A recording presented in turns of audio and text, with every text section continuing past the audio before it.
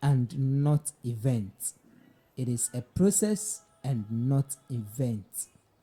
We also established that your partner is on the mind and in the hands of God. Whomever you want to marry or whomever will have to be your husband or wife is in the hands of God. And whatever is in the hands of God can be taken or can be received through prayers. Through prayers. I want to establish it again. Through prayers. So if you want the best, if you want that which is in the actual will of God for you, then you need to take it by prayers. Means that prayer is very key. Very key in mate selection. It's not in self-plans. It's not in, what do you call it, specs.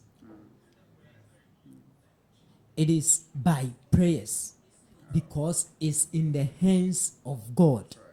The success and the failure of that decision of whoever is going to become your spouse is in the hands of God. And you need to take it from God through prayers. I think lots of people do this without prayer. Yes. We just go with the passion. We go with the flames, with the fire inside us. Yeah. And that fire does not last. That fire does not make marriage. Okay. You understand? It only answers a very minute part of the marriage. So we also established that marriage is a spiritual thing. It's not that physical. Because going into one family and another family coming into your family is not an ordinary thing. And looking among all the gentlemen around you and all the ladies around you, and you have to choose one, is not something ordinary. It has a supernatural backing. Okay. And therefore, you need to go in with prayers. Okay. You need to go in with fervent prayers, fasting, waiting on the Lord, exercising patience, asking for the will of God, letting the word of God guide your decision, guide your path. So it means that every in each of the stages, prayer can never be left out. I'm telling you. You see, what prayers does, permit me to say, sex will not do it. Wow. Oh yes. What will sustain that relationship into marriage is not sex. I'm not trying to jump the gun, but I think I have to mention this before I even proceed. We also established that we don't marry from the bar. We don't marry from the funeral. We don't marry on the street. We marry from home. Important. We marry from home. So if the gentleman is saying, I want to marry you, stretch your neck above his shoulders and look at the home from which he is coming from. Okay. I want to establish today a little controversial, but take it from me. We don't marry from the house. Okay.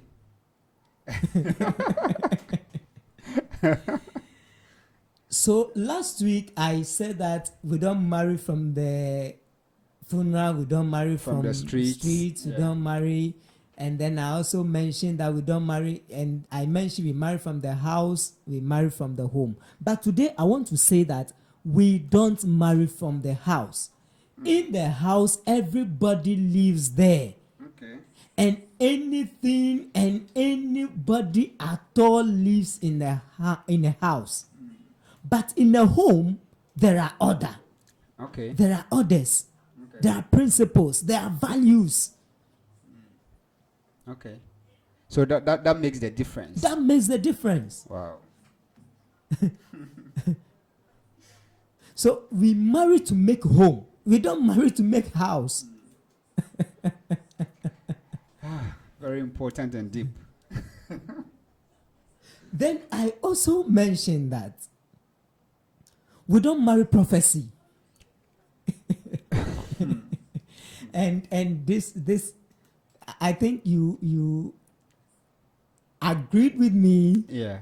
later on Yeah. when you received the inspiration Yeah. that Yeah. this is true. Yeah. We don't marry prophecy. Marriage is a spiritual thing, but we don't marry prophecy. Yeah. It can be very, very misleading. I'm telling you. So I say that before you agree to marry prophecy, you should also have same conviction.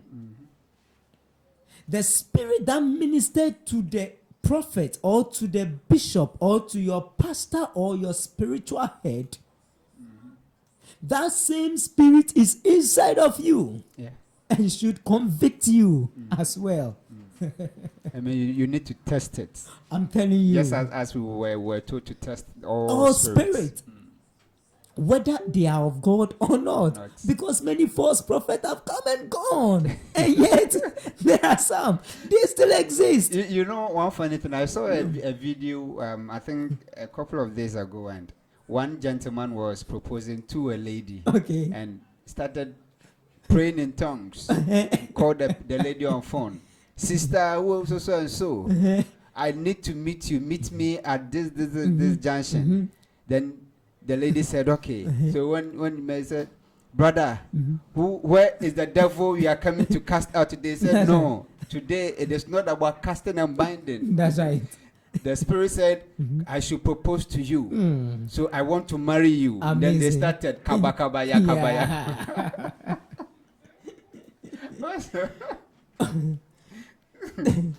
So we are saying that you should also have same conviction.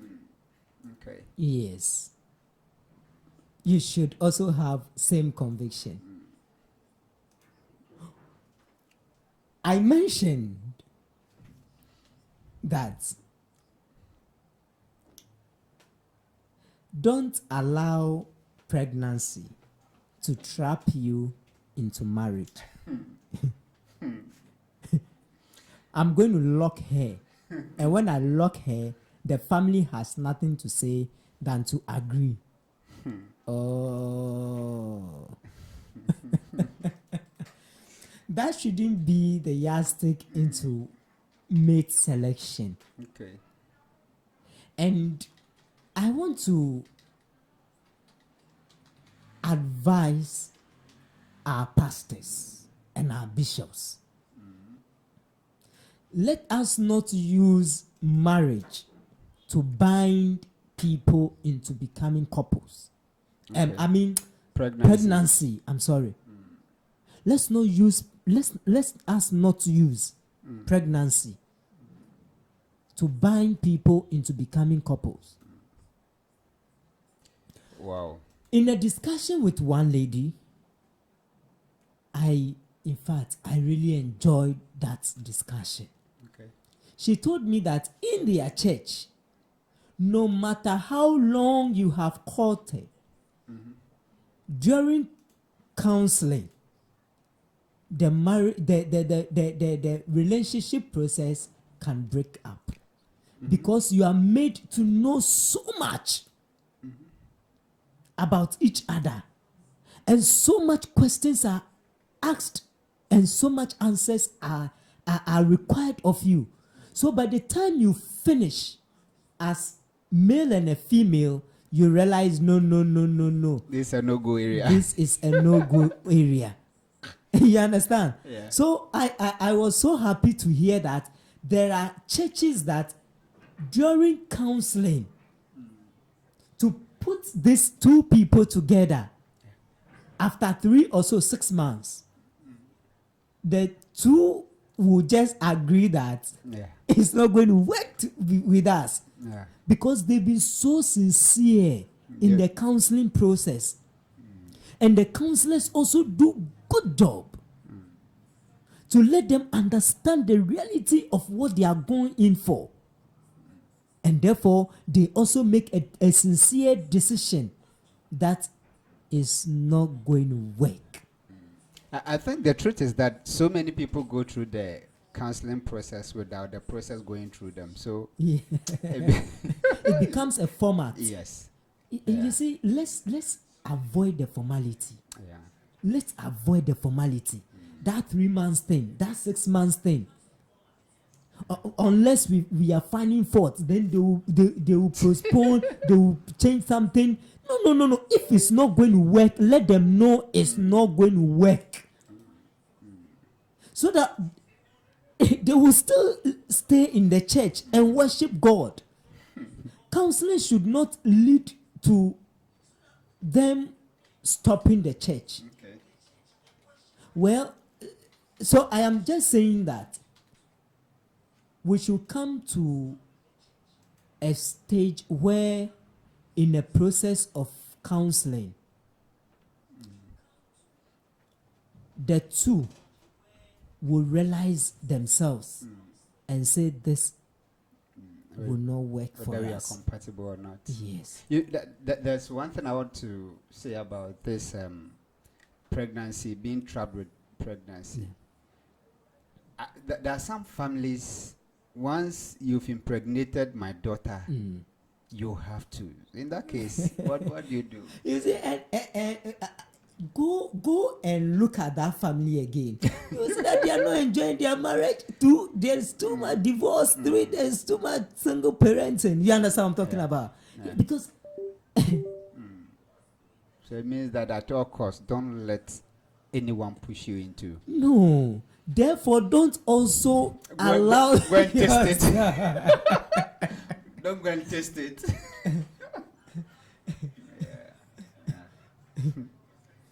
Interesting. You see, we are just trying to save the two of you. Okay. You understand? Yeah. The church is trying to save your dignity. That is why they are saying, don't do it. Don't. All right, back to mate selection. But don't forget, it's part of mate selection. Sure. Yeah, Sure. it's part of mate Yeah. selection. I know of a gentleman who genuinely said that this one, menyem nasa. Yeah. So he's going to do it. It's a plan. Yes, let me do it. and it will silence everybody. Yeah. Meanwhile, there are things that,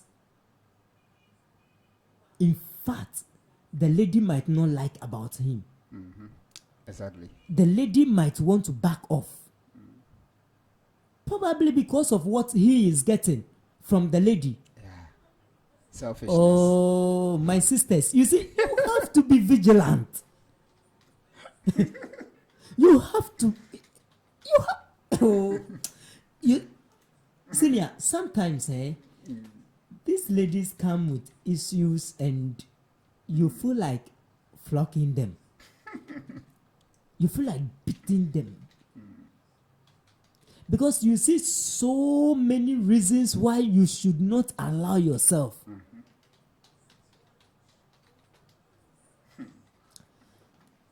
And they are like, we've dated for 4 years, we've dated for 5 years.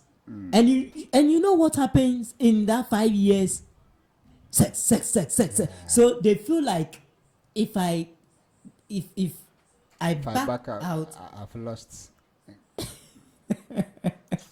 please Mercy. back out, walk out of that relationship and save yourself. Because there are so many things, so many events, so many orchestrations that prove that this man will not be a good husband. Will not be the kind of husband I want to build a home with. You understand what I'm talking about? So, of course, it has happened. 5 years. Maybe you try to multiply the number of times and then you are like, no, this is too much. Wasted years. Yes. That is okay. That is okay. You still have another chance. That good man is in the hands of God. Go back to God. Forgive yourself. Put yourself together. Talk to him. He will understand. Are you here with me? Yeah. God understands our flaws. He understands our weaknesses. Don't mind society. They will say that after, and the number of pregnancies you have aborted. That is okay. That is okay. The good one is in the hands of God. Okay. Go back to him.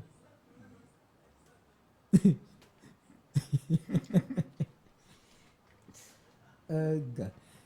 So you see, mate selection is a process. Involve God in that process. It's in the hands of God. Ask from him, and he will release him or her to you in due season.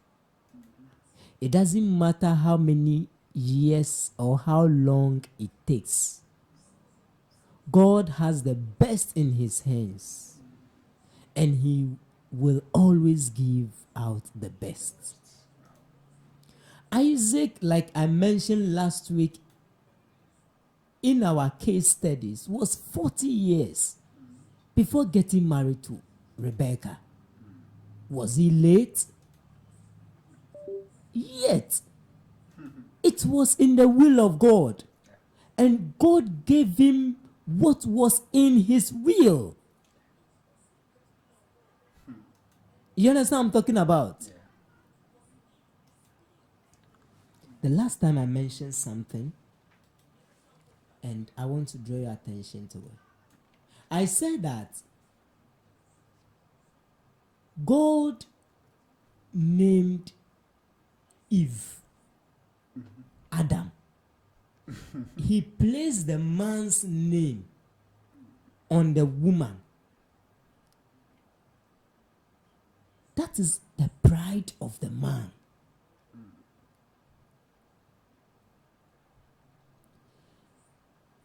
And if this man is going to put his name on you, you go to Genesis 5.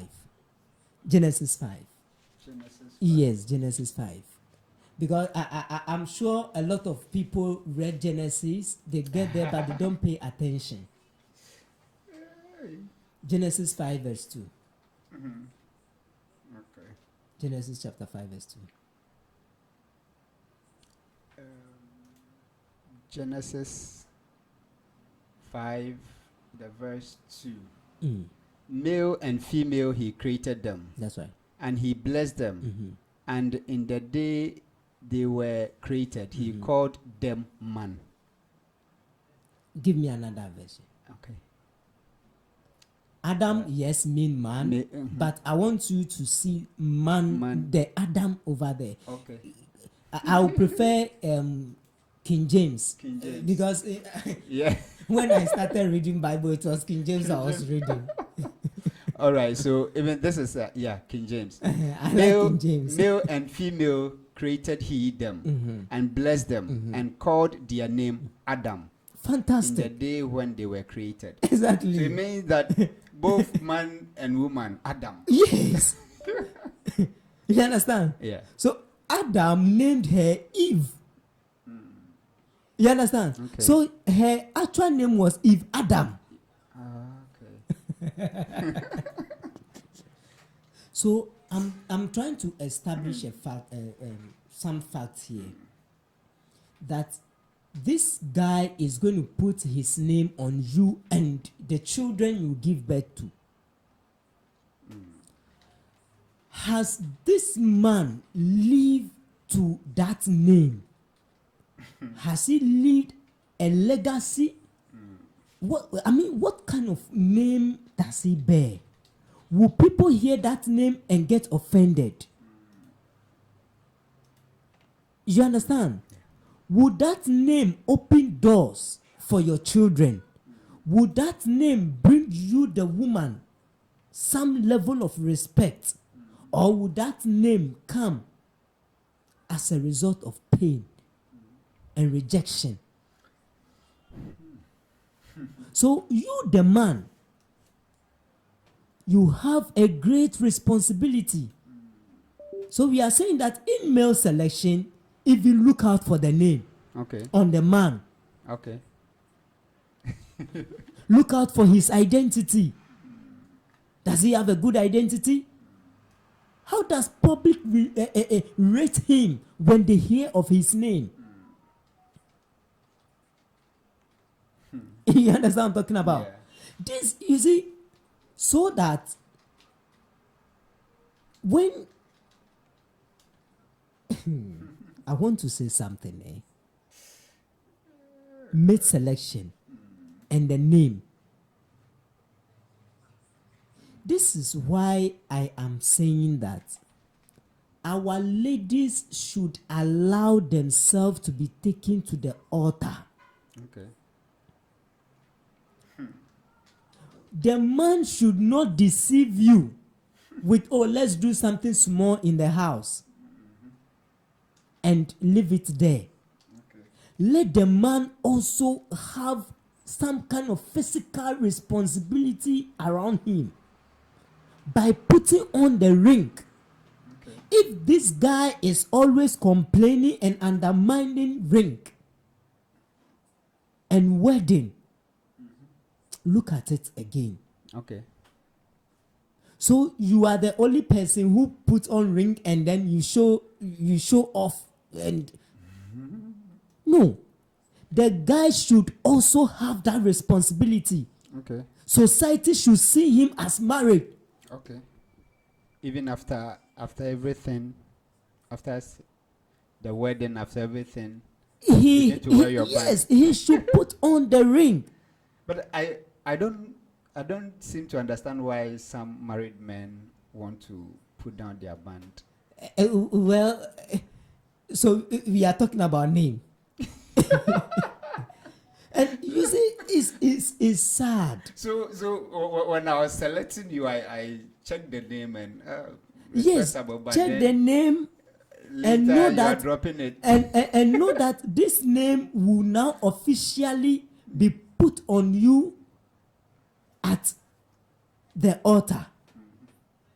And when it's placed on you at the altar, the man takes responsibility by putting on that ring to prove that now my name is on someone. Okay. Now, when the man also knows that my name is going to be placed on someone, he will carry himself well. Okay. You understand? At the workplace, he will carry himself well. You, the lady, you come to the workplace and people will want to call you Mrs. So and so because your husband has a good name. Whom are you going in for? Okay. In your mate selection, that man should have respect for ring when you are talking about marriage. Okay. Lots of background checks. Yes. You understand? Yeah. It shouldn't. Oh. As for my husband, he doesn't put on his ring. Before, let me establish one fact here. Listen carefully. Marriage will only amplify what already exists. Okay. Marriage will amplify what already exists. And what already exists were the things that were happening in the relationship. So that if he's someone who is always talking about beating you, remember, the beating will be amplified in the marriage. If she's someone talking about, I will leave this relationship, in fact, know that this lady will one day, marriage will amplify what already exists. So the things that you are seeing during your mate selection era, and you are playing around them, it will change. I will change it. Oh, I will change. You give me some time. He won't change. She won't change. That thing will not change. It will only grow. Okay. So it means that you shouldn't even ignore any. Once you see the red flag, you deal with it. I'm telling you. If there's a need for you to walk out. Because the right person is in the hands of God. That right person will come with weaknesses. But listen to me. Your convictions will tell you.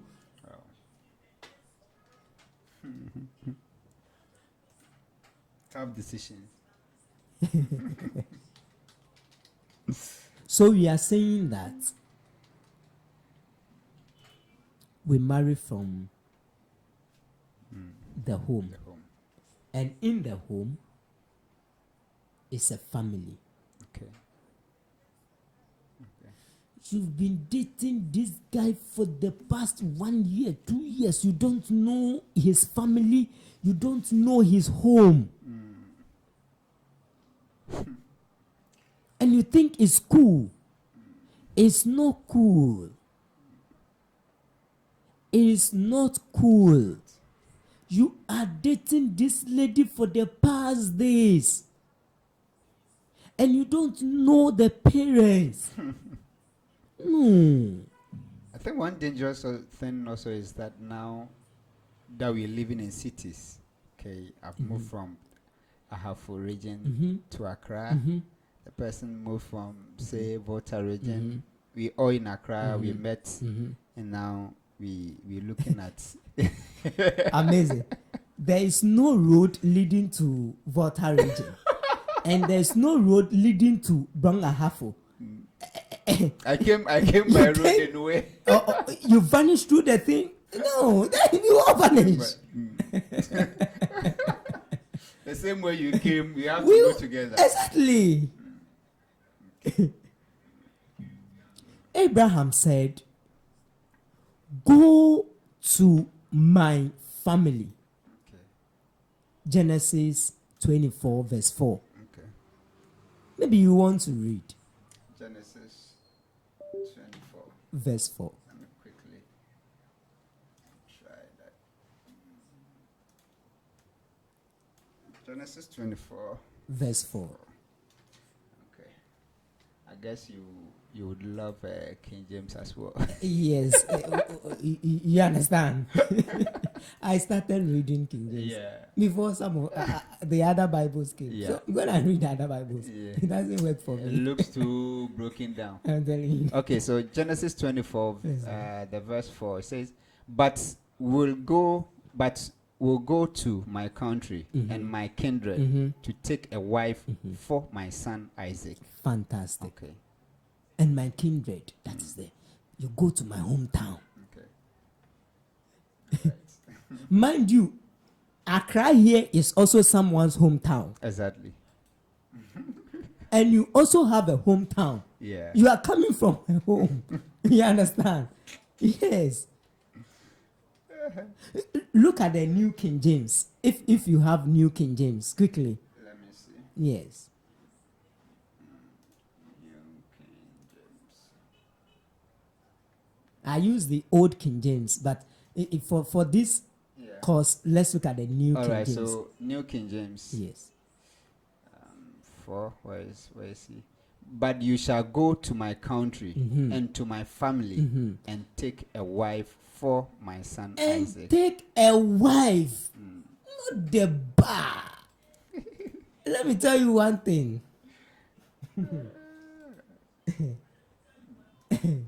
Are you ready for this one?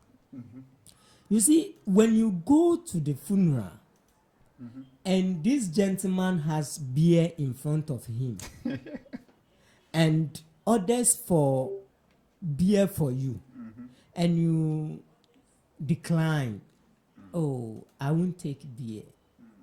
Malt will do for me. And you are giving malt. And the guy is sitting in front of his beer and he's doing his own thing. And you exchange phone numbers and you part ways from the funeral. He calls you, you pick, you have nice conversation, you build friendship from there. You build, you understand what I'm talking about? Yeah. Don't forget the first time you met him. What he was doing. So that when you marry Yeah. and he gets home And he wants to go back to that thing. and You is have the smelling edge and for it. is smelling on him, know what you went in for. As it was in the beginning. So So shall it be. and forever Yeah. will it be. So you see, in mate selection, you see, there are so many things we ignore. There are so many things we downplay. But they come at us. Go to my family. Go to my country. Get a wife for my son. We are talking about Christian marriage. Abraham was careful to say, don't marry any of the Canaanite women for my son. Okay. Go back to my roots. It means that there is a way Canaanite people marry. You understand what I'm talking about? Yeah. You don't allow yourself as a Christian to make avoidable mistakes.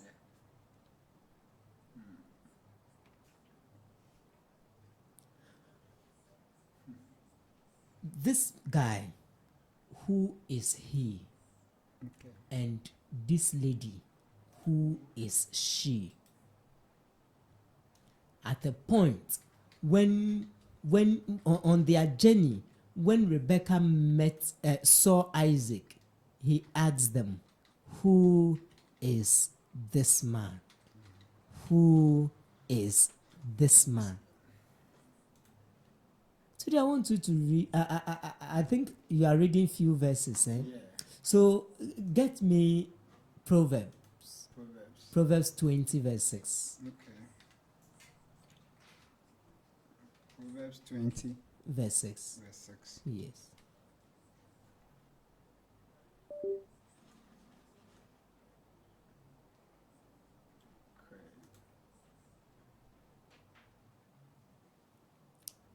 Proverbs 20 verse 6. Verse 6. Yes. Okay.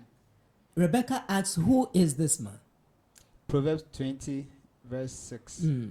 The lazy man will not plow because of winter.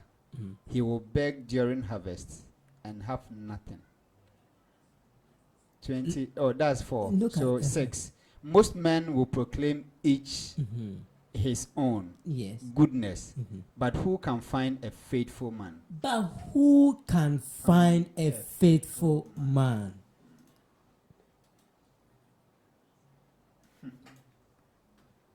Ladies, all the time you see when you go to weddings and then they preach, and who can a virtuous woman who can be found? A faithful man. The Bible is also asking about faithful man.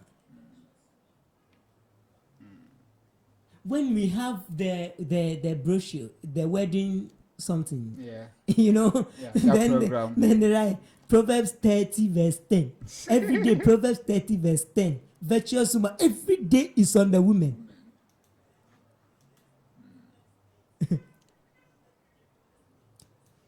Proverbs 20 is also asking a faithful man.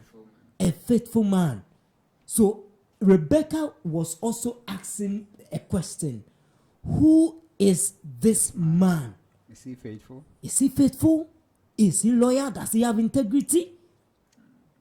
Is he a man who will stand by his words?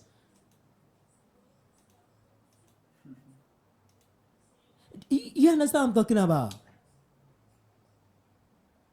Listen to the guy carefully. Is he saying two things at different times? Saying different things? You see, listen to him. Listen to him. Is he at two places at the same time? Doing wonders.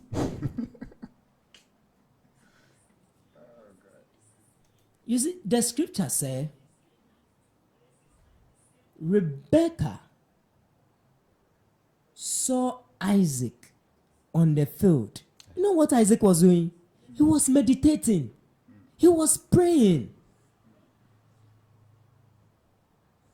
As for you, anytime the lady visits you, there's no Bible studies, there's no prayer to start with, and the next thing we realize is on the bed. At least, lady, something should tell you.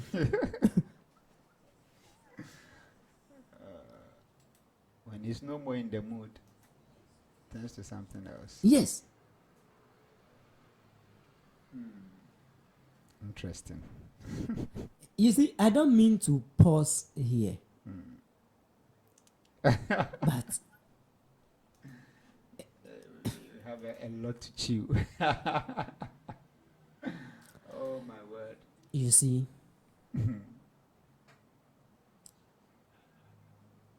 who is this man? Is he one who will build me spiritually? Is he someone who will draw me closer to God? Is he interested in spiritual things? Does he have value for spiritual things? Is he going to bring up our children in the fear of God? Listen to his conversation. Does he love God? Does he love the things of God?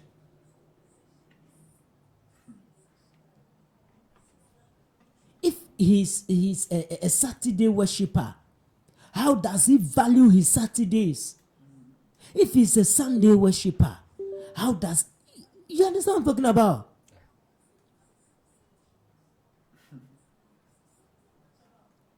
It is on Sundays that he goes to exercise. And after playing football that morning, he comes, rest. Then in the afternoon, he goes with the friends and even yourself to Omotuo joint. Sunday special. Sunday special. No. Oh God.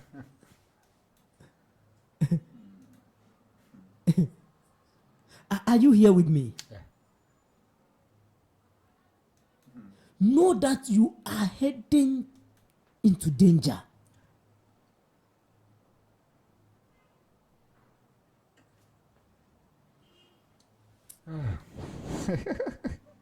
I think we'll have to pick a part 3 of this. Is